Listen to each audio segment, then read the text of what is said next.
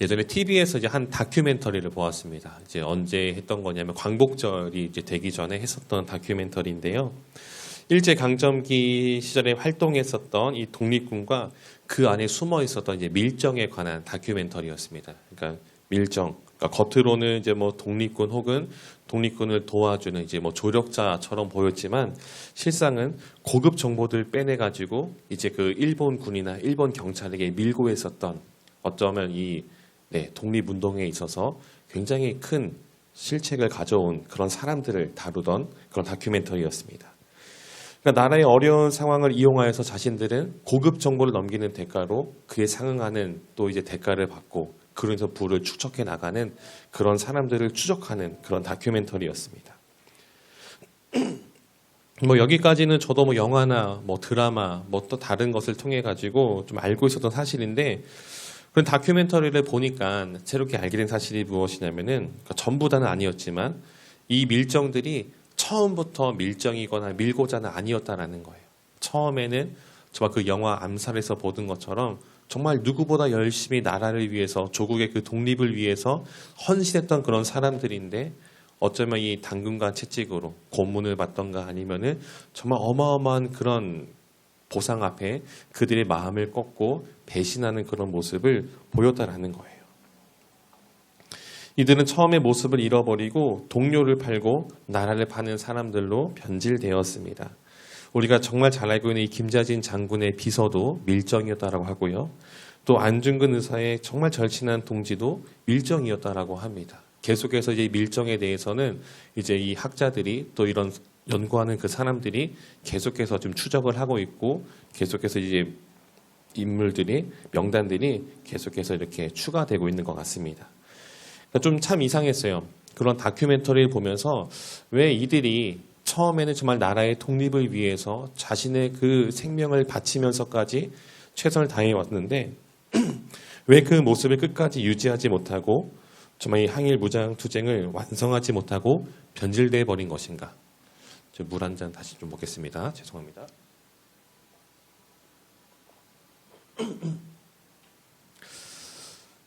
좀 의아했습니다. 왜 이들이 정말 물론 그들은 이 조선이 이 대한민국이 독립될 것이란 광복될 것이라는 것을 알지 못했기 때문에 그렇게 했을 것이지만 왜 이들이 끝까지 그 마음을 지키지 못했을까라는 그런 의문이 좀 들었습니다.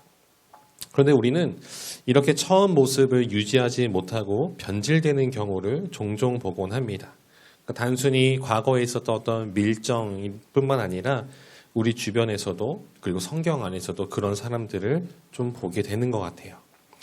여러분 성경에 보니까요 참 많은 인물들이 등장을 하죠. 그 중에는 하나님 보시기에 정말 선하게 살았다가 하나님 나라로 돌아가는 사람도 있는가 하면은 또 어떤 사람 하나님 보시기에 정말로 진노를 일으키고 분노를 일으키는 사람도 있다라는 것을 보게 됩니다. 또 처음에는 선한 것 같았지만 시간이 지나면 지날수록 변질돼 버리는 사람도 있었고 반대로 처음에는 이 바울처럼 이 복음에 반대되는 핍박하는 사람이었지만은 후에는 정말로 이 사람이 변화되어서 복음을 충실히 전하는 사람으로 바뀌는 경우도 보곤 합니다. 그래서 우리는 성경을 볼 때에 이러한 사람들을 많이 보게 되는 것 같아요. 그리고 그 사람들을 통해서 오늘 살아가는 우리는 이 인물들을 통해서 우리는 어떤 삶을 살아가야 되는가에 대해서 교훈을 얻게 되고 또 결단을 하게 되는 것 같습니다. 여러분 오늘 우리가 읽은 이 본문에는 남유다 왕국의 아사왕이라는 사람이 등장을 합니다. 오늘은 이 아사왕을 한번 같이 살펴보려고 하는데요. 오늘 이 아사왕을 통해서 우리가 어떤 도전을 받고 결단을 해야 할지 함께 말씀을 살펴보면서 알아가는 시간을 갖도록 하겠습니다. 우선 우리는 이 아사왕이 어떤 사람인지를 한번 좀 살펴볼 필요가 있는 것 같아요. 오늘 말씀 보니까 그는 한 41년 동안 이 유다 왕국을 통치했다라는 기록이 있습니다. 꽤 긴 시간을 통치했죠. 41년 동안 왕위에 있었습니다. 이 아사는 아비암이라는 사람의 아들이라고 해요. 이렇게 말하면은 이 아비암이 누구인지 아사가 누구인지 헷갈릴 수가 있는데요. 한번 족보를 조금 거슬러 올라가면은 이 아비암은 르호보암의 아들입니다. 그리고 르호보암은 솔로몬의 아들이고요. 솔로몬은 다윗의 아들입니다. 그럼 정리를 해보면은 이 아사는 르호보암의 손자이고 솔로몬의 증손자입니다. 그러니까 이 다윗과 솔로몬으로부터 멀리 떨어져 있는 먼 후손이 아니라 어쩌면은 이 솔로몬의 이야기를 아버지로부터 할아버지로부터 주변 사람들에게 자주 들어왔었고 또 그의 고조 할아버지 되는 이 다윗에 대해서도 이미 어려서부터 교육을 받아왔을 것입니다. 오늘 11절 말씀에 보니까 그래서인지 이런 표현이 있어요. 11절에 보면 아사가 그의 조상 다윗같이 여호와 보시기에 정직하게 행하여라는 말이 있습니다. 여러분이 열왕기서를 볼 때에도 역대기서를 볼 때에도 이 왕의 이 선한 왕이었는지 악한 왕이었는지 그 나누는 기준이 있는데요. 그 기준은 바로 다윗입니다. 다윗처럼 행하였는가 아니면 그렇게 행하지 아니는가. 르호보암처럼 뭐 악한 길을 걸었는지 그의 조상들처럼 하나님을 떠나 살았는지 정말 그런 여러 기록이 있는데 정말 그 유일한 기준이라 볼 수 있는 다윗처럼 행하였는가가 바로 이 사람이 선한 왕인지 아닌지를 알 수 있는 그런 부분입니다. 오늘 이 기준에서 볼 때에 아사는 여러분 어떤 삶을 살았습니까? 그의 조상 다윗같이 여호와 보시기에 정직하게 행했다라고 말합니다. 정말 우리가 알다시피 북이스라엘과 또 남유다 왕국에는 굉장히 많은 왕들이 실존해 있었는데요. 그 수많은 왕들 중에서 하나님 보실 때에 좀 하나님께서 기뻐하시는 삶을 살았던 왕은 사실 손에 꼽을 정도로 몇 되지 않습니다. 정말 그 남과 그 북을 통틀어서 몇 안 되는 정말 이 정직한 왕, 여호와 보시기에 정직한 왕인 이 아사는 11절 이후부터 보면은 그가 얼마나 하나님 보시기에 선한 일을 행했는지 우리는 기록을 통해서 알 수가 있습니다. 열왕기의 저자는 이 아사 왕이 어떤 정치적인 기술이 뛰어났다거나 외교적인 능력이 탁월했다거나 혹은 어떤 이 군사를 정말 그 용병수를 잘해서 군사적으로 강력한 힘을 발했다라고 기록하고 있지 않아요. 12절에 보니까 이렇게 기록을 하죠. 남색하는 자를 그 땅에서 쫓아내고 그의 조상들이 지은 모든 우상을 없앴다라고 지금 말하고 있습니다. 열왕기의 저자는 이 아사 왕을 표현할 때에 어떤 정치, 경제, 외교, 국방 이런 것을 평가하지 않고 바로 그의 이 종교적인 모습이 어떠했는지 그가 하나님을 어떻게 대해왔는지에 대해서만 기록을 하고 있습니다. 그는 다른 그 어떤 것이 아닌 이 종교개혁의 모습을 통해서 여호와 보시기에 정직히 행했다라는 평가를 지금 받고 있는 것이죠. 그런데 그가 종교를 개혁하는 수준이 어느 정도 수준이었냐면은 단순히 눈에 보이는 우상을 제거하는 그런 수준에서 멈춘 것이 아니라 사실 그 정도만 돼도 굉장한 수준인데 어느 정도까지 하냐면 이어진 13절에 보니까 심지어 그의 어머니 마아가라는 이 사람이 아세라상을 만들었다는 그 이유 하나만은 어떻습니까? 태후의 위를 폐하였다라고 말해요. 사실 이 마아가는 여기는 어머니라고 기록되어 있는데 이제 15장 2절을 또 근거해 보면은 할머니라고 보는 게 조금은 더 맞는 것 같아요. 아무튼 그의 어머니든 할머니든 정말로 가장 가까운 이 왕실, 왕족이잖아요. 왕실의 그 사람이 이 우상을 만들었다는 이유 하나만으로 어떻게 됩니까? 정말 일벌백계 하는 거예요. 그만큼 그가 얼마나 강력하게 이 종교개혁을 행하고 있는지를 보여주고 있는 것이죠. 그의 어머니조차도 그의 할머니조차도 우상을 만들었다는 이유 하나만으로 이 왕족의 자격을 박탈하고 평민으로 전락해버리는 것만큼 그렇게 할 정도이니까 그 밑에 있는 신하나 백성들은 여러분 어떻게 했습니까? 정말 철저하게 지금 이 종교개혁을 단행하고 있는 것입니다. 그의 개혁은 가차 없었고 철저했다는 것을 지금 보여주고 있는 겁니다. 그런데 말씀을 보니까요. 몇 가지 의문이 들었어요. 이렇게 철저하고 가차 없이 정말 하나님에 대한 열심을 가지고 종교개혁을 단행했었던 아사왕인데 그런데 그의 기록을 계속해서 읽어보니까 16절부터 보니까 조금 이상한 행동들이 하나둘 감지되기 시작합니다. 여러분 성경을 가지고 계신 분들은 좀 눈으로 따라왔으면 좋겠는데요. 16절에 보니까 이 북이스라엘의 바하사 왕과 이 남유다의 아사 왕이 전쟁을 벌입니다. 그리고 17절에 보니까 이 북이스라엘 바하사가 유다를 치려고 이제 쳐들어오고 있습니다. 그리고 요새를 막 짓기 시작하고 이제 공성전을 벌이고 있는데 그에 대한 아사 왕의 반응이 어떠냐면은 여러분 18절 말씀을 같이 한번 읽어봤으면 좋겠습니다. 우리 18절 말씀입니다. 시작. 아사가 여호와의 성전 곳간과 왕궁 곳간에 남은 은금을 모두 가져다가 그 신하의 손에 넘겨 다메섹에 거주하고 있는 아람의 왕 헤시온의 손자 다브림몬의 아들 베나닷에게 보내며 이르되. 첫 번째 의문이었어요. 전쟁이 벌어지고 있는데 이 전쟁 가운데 철저하게 종교개혁을 단행했었던 아사 왕의 이 반응이 어떻냐면은 하나님을 의지하는 것이 아니라 누구를 의지합니까? 아람의 왕 베나닷에게 조공을 바치고 도움을 요청합니다. 단순히 헬프미 뭐 이렇게 도와주세요라고 요청하는 것이 아니라 오늘 말씀 보니까 어때요?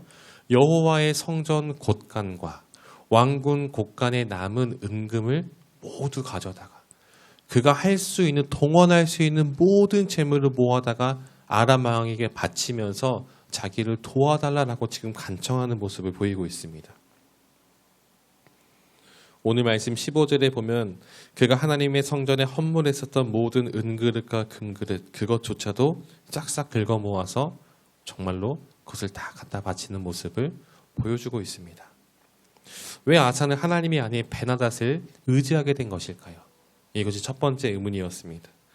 두 번째 의문은 23절에 보니까 그의 말년에 발에 병이 들었다라는 표현이 있습니다. 늙음하게 발에 병이 들었더라 이런 표현이 있어요. 근데 무심코 넘어갈 수 있는 부분인데 아사 왕의 이야기가 담겨 있는 이제 역대하의 말씀을 보니까 이렇게 기록을 하고 있습니다. 역대하 16장 12절에 이렇게 말하고 있는데요. 아사가 왕이 된 지 39년에 그의 발이 병들어 매우 위독했으나 병이 있을 때에 그가 여호와께 구하지 아니하고 의원들에게 구하였더라. 여러분 앞서서 이 아사가 유다를 몇 년간 통치했다라고 말했습니까? 41년간이라고 말했죠. 근데 39년에 병이 들었다라는 것. 늙음하게 병이 들었죠. 즉 2년 동안 이 발에 병이 나서 투병생활을 하고 있는 와중에 그가 어떤 반응을 보입니까? 그 2년의 그 시간 동안에 여호와께 구하지 아니하고 의원들을 찾아다니면서 어떻게든 치료하고자 애를 썼다라는 겁니다. 무려 2년의 그 긴 시간 동안에 그는 하나님을 찾지 않고 의원들을 찾습니다. 이것이 두 번째 의문이었습니다. 역대기를 보니까 한 가지의 의문이 더 생겼습니다. 역대하 16장 7절부터 보게 되면은 이제 그가 정말 좀 엇나가는 모습을 보이니까 선견자 하나니라는 사람이 등장을 하게 됩니다. 이제 이 하나니가 등장해가지고 그가 왜 이런 결정들을 하고 있는지, 왜 하나님을 의지하지 않고 아람의 왕 베나닷을 의지하는지 그를 찾아가서 이렇게 책망을 하게 됩니다. 이 하나니의 이 책망과 지적을 들은 아사 왕의 반응이 어떻냐면은 역대하 16장 10절에 말하니까 이렇게 기록을 하고 있어요. 아사가 노하여 선견자를 옥에 가두었으니 이는 그의 말에 크게 노하였음이며. 더 이상 이 하나님의 말을 그가 듣지를 않습니다. 오히려 거부하고 그의 마음을 불편하게 만드는 이 사람을 눈앞에서 치워버리죠. 옥에 가두어 버립니다. 여러분 이 말은요, 이 구절은 그의 조상, 그가 정말 그렇게 따랐었던 다윗과는 조금 다른 모습인 것 같아요. 여러분 이 다윗은 어떻습니까? 우리의 아내를 탐해가지고 그 우리아를 전쟁터에 죽게 만들고 밧세바를 취하는 과정 가운데 선지자 나단이 찾아와서 지적하니까 어떻습니까? 그 나단을 쫓아내고 옥에 가둔 것이 아니라 침상에 젖도록 그는 무릎을 꿇고 눈물을 흘리며 회개하는 모습을 보이지 않습니까? 바로 다윗과 아사의 차이가 여기 있는 것 같아요. 저는 이 아사 왕의 이 기록을 보면서 이렇게 세 가지 의문이 들었습니다. 왜 하나님을 의지하지 않고 아람의 왕을 의지하고 있는가? 왜 발에 병이 들었는데 그가 2년이라는 그 긴 시간 동안에 하나님을 찾지 않고 의원을 찾고 있는 것인가? 그리고 자신의 잘못을 지적하는 하나님께서 보내신 그 선지자를, 그 선견자를 왜 옥에 가두고 있는 것인가? 아사가 처음 보여줬었던 그런 모습 속에서는 전혀 이해할 수 없는 그런 의문들이었습니다. 본문을 다시 한번 천천히 묵상하는 가운데 여러분 한 구절이 좀 눈에 들어왔습니다. 오늘 본문 14절 말씀을 같이 한번 읽도록 하겠습니다. 14절입니다. 시작. 다만 산당은 없애지 아니하니라. 그러나 아사의 마음이 일평생 여호와 앞에 온전하였으며. 아멘. 열왕기의 저자는 이 아사 왕의 초기에 보여줬던 이 칼날 같던 종교개혁 속에 이 구절을 끼워 넣고 있습니다. 어떤 말입니까? 다만 무엇은 없애지 않습니까? 산당은 없애지 아니했다라는 기록이 있습니다. 여러분 남색하는 자 쫓아내고 우상들도 없애고 정말 이 아세라의 목상을 만들었던 그의 할머니도 폐위시켜서 쫓아냈습니다. 하지만 그가 하지 않았던 단 한 가지가 있는데 그것이 무엇입니까? 바로 산당은 없애지 못했다라고 말하고 있습니다. 이 부분이 오늘 말씀의 키포인트입니다.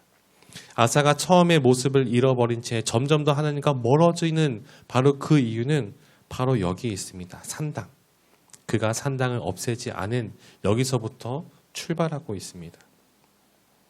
여러분 산당이 무엇이냐면 원어를 찾아보니까 그냥 높은 장소를 뜻하는 거예요. 그러니까 이 단어는 산당을 가리킬 때에도 사용되지만 어떤 산의 높은 곳, 어떤 정상이나 높은 부분을 가리킬 때도 사용됩니다. 근데 흔히 이 성경에서 쓰이는 이 산당이라는 단어는 산 꼭대기에 지은 어떤 이 제단을 말하고 있습니다. 여러분들 강화도에 이 만이산에 가보신 분은 아시겠지만 이 참성단이라고 하죠. 지금도 개천절이 되면은 거기에 사람들이 이제 하늘에 제살들이 어떤 퍼포먼스를 이런 의식들을 하고 있는데 정말 그런 것처럼 이스라엘에도 곳곳에 이 높은 곳에 정말 이 제단을 쌓고 제사를 드리는 곳이 곳곳에 있었습니다. 그런데 민수기 33장 52절에 보면은 하나님께서 여리고 맞은편 모압 평지에서 모세를 통해서 가나안을 정복할 때 그들이 해야 할 일들을 말씀하시는데 그 중에 한 가지가 무엇입니까? 여기 나오고 있죠. 그 새긴 석상과 부어 만든 우상을 다 깨뜨리며 산당을 어떻게 하죠? 다 헐어버리라. 그 땅에 있는 이 산당들을 너희가 그 정복하는 그날에 그 산당들도 다 없애버리라라고 하나님은 이미 출애굽한 백성들에게 모세를 통해서 말씀해 주셨습니다. 하지만 우리가 알다시피 이스라엘 이 민족이 가나안 땅을 정복할 때에 그 땅에 있었던 이 7 부족을 온전히 몰아냈습니까? 몰아내지 못했죠. 때로는 타협하기도 하고 때로는 그들과 공존하는 그런 길을 모색하는 모습을 보이곤 했습니다. 시간이 지나니까 그들의 문화와 이스라엘 문화가 서로 결합되는 모습이 보이게 되었고요. 이는 결국 그들 안에 타락하는 모습이 찾아왔다라는 것이죠. 그리고 이때 그 땅에 남아 있었던 하나님께서 없애라라고 헐라고 말씀하셨던 그 산당들이 여전히 이 솔로몬 시대를 지나서 이 아사 왕의 시대까지도 계속해서 그 땅에 이스라엘 땅 가운데 남아 있었다라는 겁니다. 물론 이 산당이 존재가 우상만을 섬기던 곳은 아니었습니다. 그곳에서도 하나님께 제사를 드리는 모습도 있었습니다. 하지만 하나님은 이스라엘 백성들이 가나안 땅에 들어와서 제사를 드리고 하나님께 예배할 장소는 단 한 군데만 정해 주셨습니다. 그것이 바로 성막이죠. 후에는 성전으로 변하게 됩니다.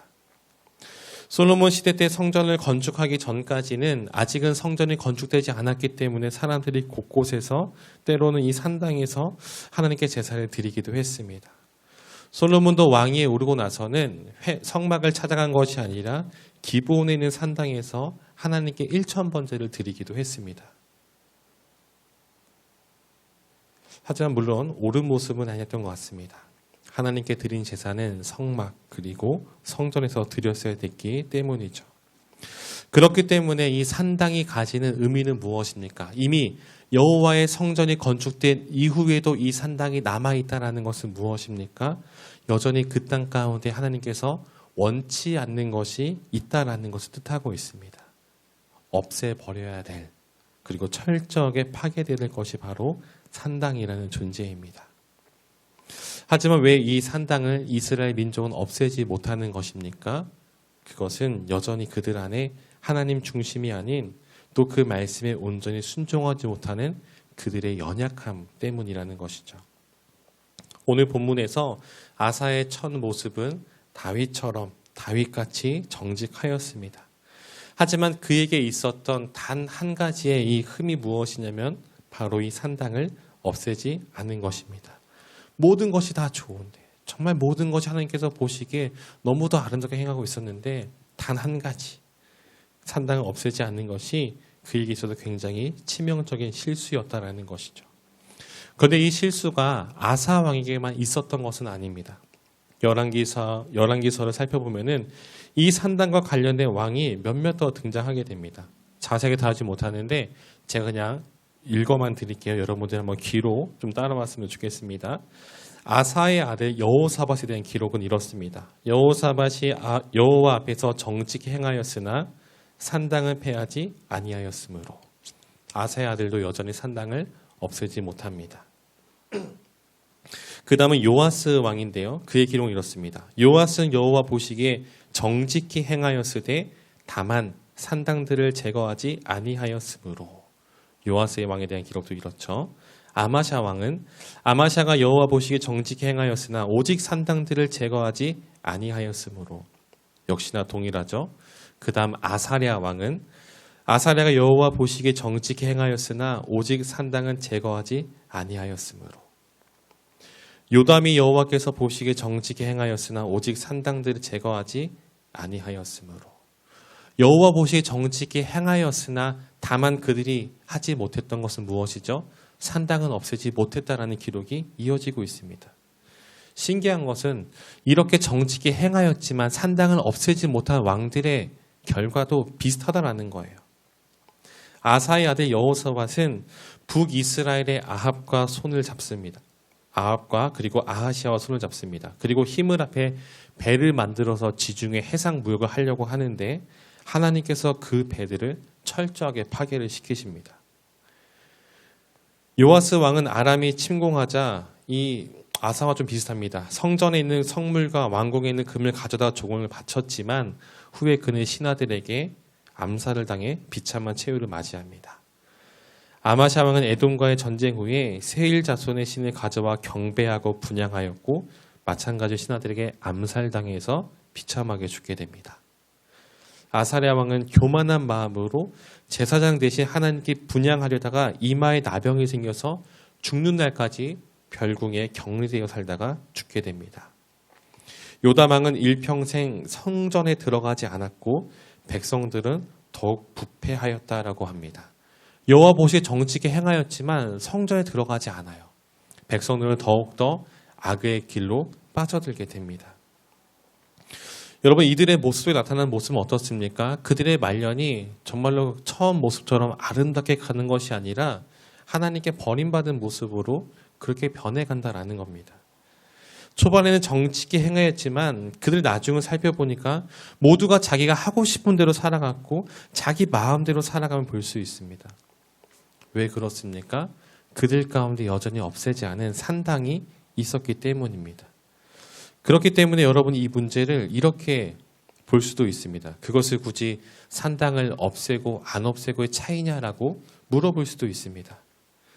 그런데 여러분 이들과 반대되는 왕도 한번 살펴볼까요? 우리가 잘 아는 히스기야와 요시야 왕입니다. 여러분 이들의 기록을 보니까 히스기야는 이렇게 기록을 하고 있습니다. 히스기야가 그의 조상 다윗의 모든 행위와 같이 여호와께서 보시기에 정직하게 행하여 그가 여러 산당들을 제거하며 주상들을 깨뜨리며 아세라 목상을 찍으며. 여호와 보시기에도 정직 행했고 여러 산당들도 제거하는 모습을 보입니다. 여러분 요시야의 기록은 이렇습니다. 또 유다 각 성읍에서 모든 제사장을 불러오고 또 제사장이 분향하던 산당을 게바에서부터 브엘세바까지 더럽게 하고 또 성문의 산당들을 헐어버렸으니. 여러분 이 당시에 게바라는 지역은 이 남유다 왕국의 북쪽 경계선이고 브엘세바는 남쪽 경계선입니다. 그가 통치하는 그 나라 남유다 왕국의 전역에 걸쳐 있었던 이 모든 산당들을 헐어버렸다라는 겁니다. 여러분 이들의 이 삶을 보면 어떻습니까? 히스기야 시대에는 이 아수르가 두 번에 걸쳐 침공을 합니다. 그때 히스기야는 그 당시 그 전에 보였었던 이 아사 왕이나 혹은 요아스처럼 이 성전과 왕궁에 있었던 금과 은을 다 모아다 갖다 바치는 조공을 바치는 모습 보이지 않아요. 그는 그 편지를 가지고 여호와의 전에 올라가서 그 편지를 앞에 두고 하나님 앞에 엎드려 기도하는 모습을 보이고 있습니다. 그 결과가 어떻습니까? 18만 5천 명의 그 거대한 대군이 하룻밤 사이에 다 몰살되는 그 역사가 일어나지 않습니까? 요시아는 어떻습니까? 그는 철저한 종교개혁을 이루었습니다. 그의 종교개혁을 열왕기서는 이렇게 표현합니다. 열왕기하 23장 25절에 이렇게 말해요. 요시아와 같이 마음을 다하며 뜻을 다하며 힘을 다하여 모세의 모든 율법을 따라 여호와께로 돌이킨 왕은 요시아 전에도 없었고 후에도 그와 같은 자가 없었더라. 그렇지만 이 요시아의 최후는 어떠냐면은 그가 전쟁터에서 전사합니다. 이 부분만 보면은 결국 요시아도 똑같지 않냐라는 말을 우리가 할 수가 있는데, 하지만 여선지자 훌다의 예언을 통해서 그의 최후가 비참하게 전사한 것으로 끝나지 않았다는 것을 볼 수 있습니다. 여러분, 훌다라는 여선지자는 이렇게 예언을 했어요. 그러므로 내가 내게 너의 조상들에게 돌아가서 평안히 묘실로 들어가게 하리니 내가 이곳과 그 주민에게 내리는 모든 재앙을 내가 눈으로 보지 못하리라 하셨느니라. 이스라엘에 임박한 이 재앙을 또 이 징벌을 보여주지 않으려고 그를 일찍 데려가는 모습을 우리는 볼 수가 있죠. 여러분, 앞서 말한 6명의 왕과 또 히스기야와 요시야 왕의 차이점은 크게 보면 하나입니다. 그들의 삶 가운데 산당을 없앴느냐 없애지 않았느냐. 여러분, 매우 작은 차이처럼 보일 수 있습니다. 겨우 그거 하나만으로 산당을 없애고 안 없애고의 차이가 그렇게 큰 결과를 가져오냐라고도 물어볼 수도 있습니다. 하지만 우리 눈에는 결코 이 작아 보이는, 너무도 작아 보이는, 어쩌면 그것을 없애지 않는 것도 괜찮지 않을까라고 물어볼 수 있는 이 작은 차이가 하나님 보시기에는 그렇지 않다라는 것을 여러분 기억해야 됩니다. 아사와 다른 5 왕이 처음부터 하나님부터 멀리 떨어져 있던 것은 아니에요. 여호와 보시기에 정직히 행했고 정말 하나님 보실 때에 칭찬을 받을 만한 삶을 살았습니다.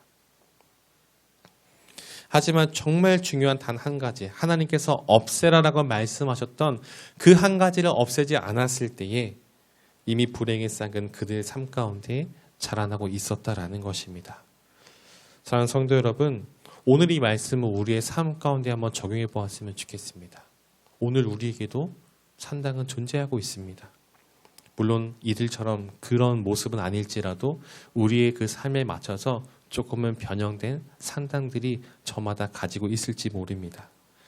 여러분, 이 산당은 우리 안에 하나님 대신에 다른 신을, 다른 종교를, 우상을 섬기고 있느냐? 단순히 이것만 물어보는 것은 아니에요. 오늘날 우리 안에 있는 이 산당은 무엇일까요?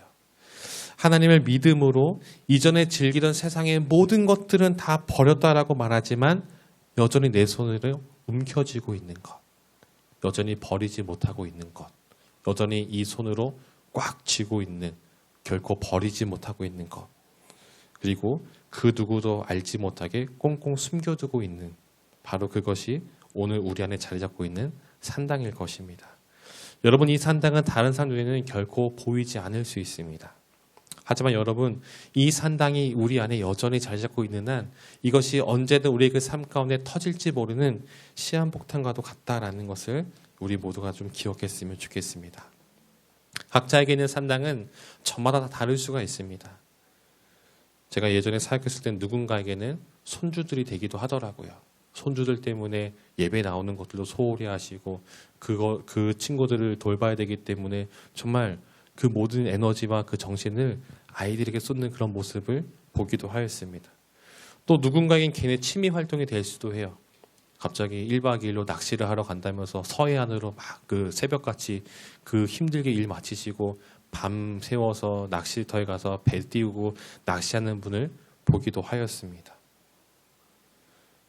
손주가 나쁘다는 것도 아니고 취미 활동이 나쁘다는 것도 아닙니다. 그렇지만 그것이 지나쳐서 우리 안에 산당으로 변하게 되었을 때에 그것이 하나님과 우리 사이를 멀어지게 만든다면은 그것이 바로 우리 안에 산당이라는 것이죠. 하나님을 사랑하고 예배하는 것보다 더 내 마음속에 큰 비중을 차지하고 있는 것이 있다면 그것이 바로 오늘 우리의 산당일 것입니다. 이 말씀을 준비하면서 저도 제 자신 한번 돌아보았습니다. 오늘 이 시간 내 안에도 산당이 존재하는가? 저 또한 이 부분에서 자유롭지 못하죠. 여전히 제 안에도 포기하지 못하고 버리지 못하는 것들이 무수히 존재하고 있습니다. 여러분, 이 시간 각자의 우리의 삶을 한번 돌아보았으면 좋겠습니다. 우리 안에 산당이 있습니까? 혹여나 우리 안에 그렇게 산당처럼 변해버린 것이 있다면 주님 이 산당을 히스기야처럼 요시야처럼 철저하게 과감하게 깨뜨리고 산산조각 내서 하나님을 더 사랑하고 따르고 의지하는 그런 모습만이 내 안에 남게 하여 주옵소서라는 그런 기도가 우리 안에 있어야 할 것입니다. 여러분, 이 고백이 오늘 우리의 고백이 되기를 소망합니다. 더 이상 우리와 하나님 사이에 다른 그 어떤 것으로 방해되고 막혀있는 것이 아니라 그런 것을 다 뛰어넘어서 오직 하나님을 사랑하고 예배하는 것이 우리 안에 막히지 않고 하나님과의 그 소통이 원활히 일어나는 그런 모습. 그로 인해서 처음만 아름답고 칭찬받는 삶이 아니라 정말 시간이 지나면 지나서 더욱더 우리의 신앙이 깊어지고 성숙되어지고 주님께서 기뻐하시는 그런 삶, 그런 삶이 또 주님께서 기억하시는 그 삶이 우리 모두가 되기를 주님의 이름으로 간절히 축원드립니다. 함께 이 시간을 찬양했으면 좋겠습니다. 오늘 이 가사 여러분은 좀 묵상했으면 좋겠습니다. 주님, 제 안에 혹여나 산당처럼 변해버린 것이 있다면, 혹은 산당처럼 변해버릴지도 모르는 것이 있다면 이 시간 다 내려놓고 정말로 정직한 정결한 마음, 그 영혼을 우리 가운데 더하여 주시옵소서. 우리 믿음을 함께 이 찬양 고백했으면 좋겠습니다.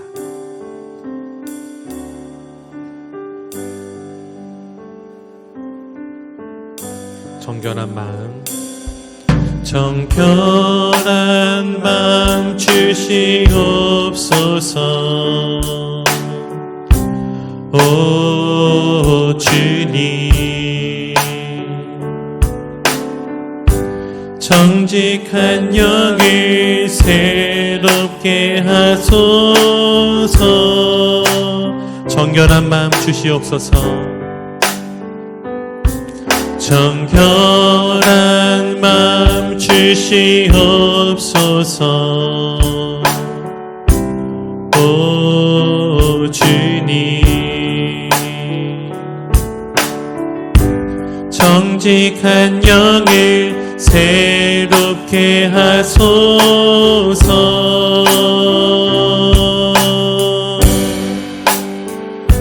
나를 주님 앞에서 멀리 하지 마시고 주의 성령을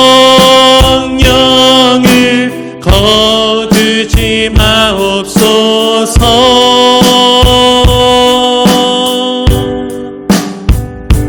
그 구원의 기쁨 다시 회복시키시고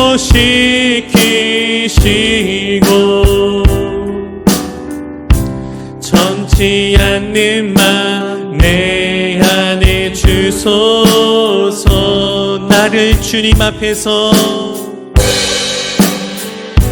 나를 주님 앞에서 멀리 하지 마시고 주의 성령을 거두지 마옵소서.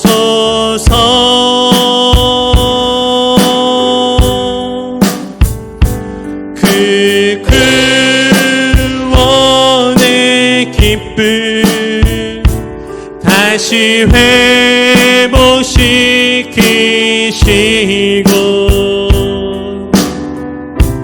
변치 않는 맘 내 안에 주소서. 변치 않는 마음, 변치 않는 마음 내 안에 주소서.